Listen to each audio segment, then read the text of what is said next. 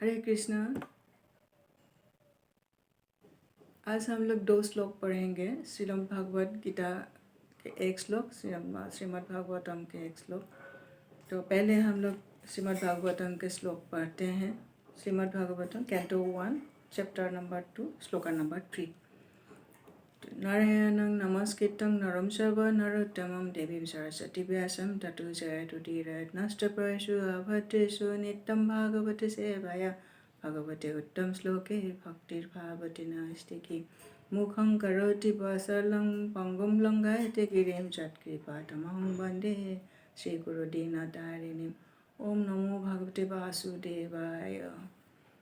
हरे कृष्ण। यसानुभवं किल श्रुतिसारमेकम् अध्यात्मं दीपमपि तितिर्षतं तमोद्धं संसारिणं करुणायाः पुराणगुह्यं तं वैशसुनुमुपयामि गुरुं मुनीनाम्। अनुवाद।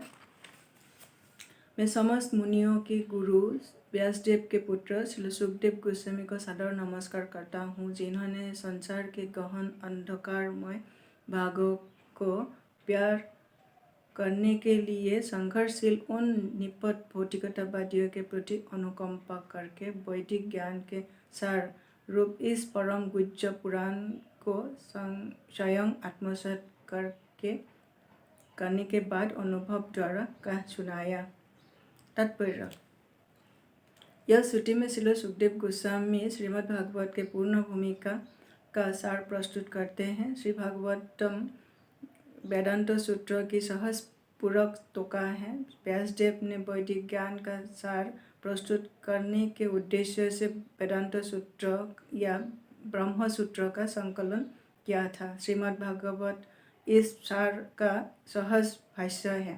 श्रील सुखदेव गोस्वामी वेदांत सूत्र के पूर्ण रूप से अनुभवभूत पंडित थे, अतः उन्होंने इस टोका की स्वयं भी अनुभूति की थी और जो अज्ञानता के सागर को पूरी तरह से पार करना चाहते हैं, ऐसे मोहग्रस्त भौतिकता व्यक्तियों पर असीम कृपा करके उन्होंने इस गुह्य ज्ञान को प्रथम बार सुनाया। इस पर तर्क करना निरर्थक है कि भौतिकतावादी व्यक्ति सुखी हो सकता है।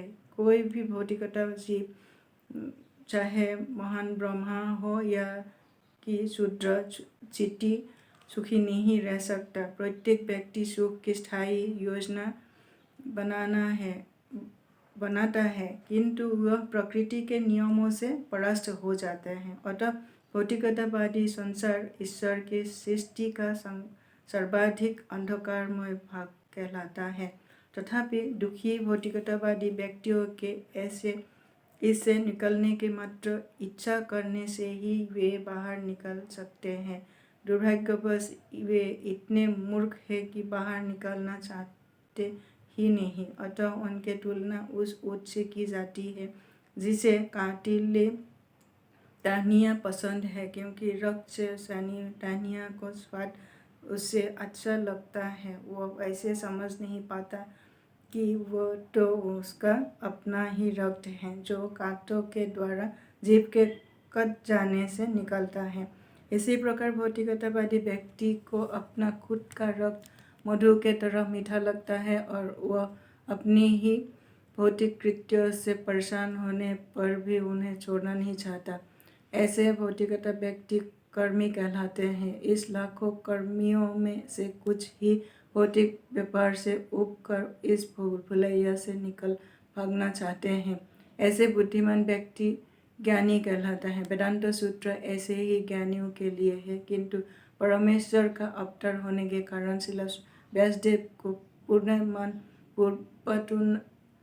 पूर्वानुमान हो गया था कि धूर्त लोग वेदांत सूत्र का दुरुपयोग कर सकते हैं। इसलिए उन्होंने वेदांत सूत्र के पूरक रूप में भागवत पुराण की रचना की।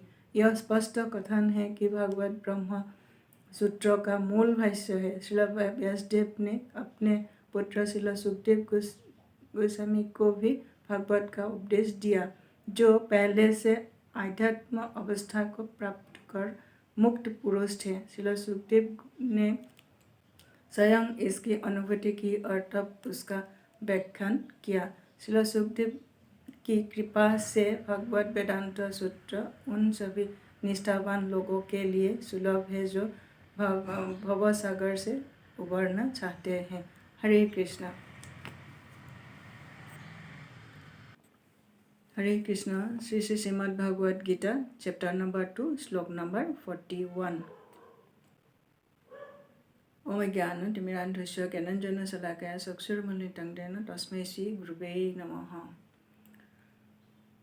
दुरेन् हि अवरं कर्म बुद्धियोगात् ध्यानेभ्यः बुद्धौ शरणम् अनिशा कृपणा फलदेतव।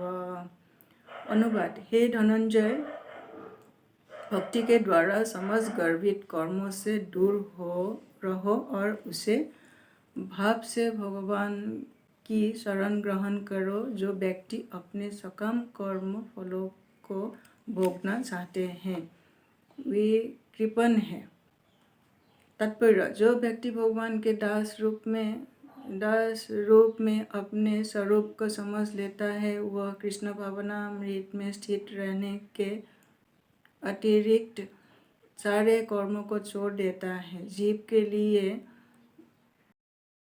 कर्मों का सही मार्ग है। केवल कृपण ही अपने सकाम कर्मों का फल भोगना चाहते हैं, किंतु इसमें वे भवबंधन में और अधिक फंसते जाते हैं।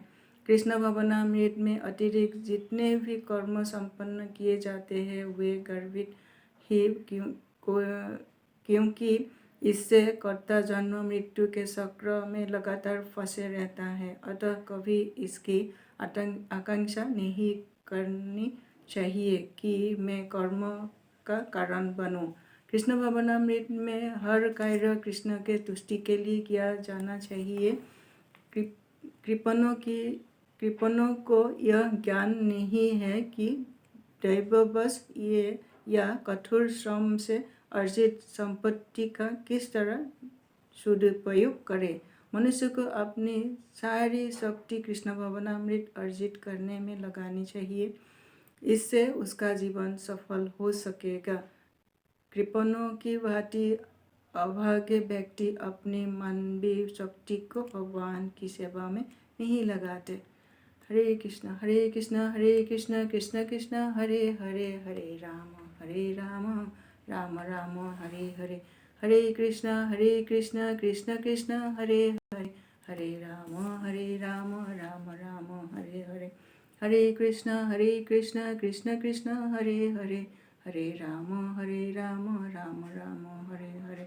हरे कृष्ण कृष्ण कृष्ण हरे हरे हरे राम राम राम हरे हरे।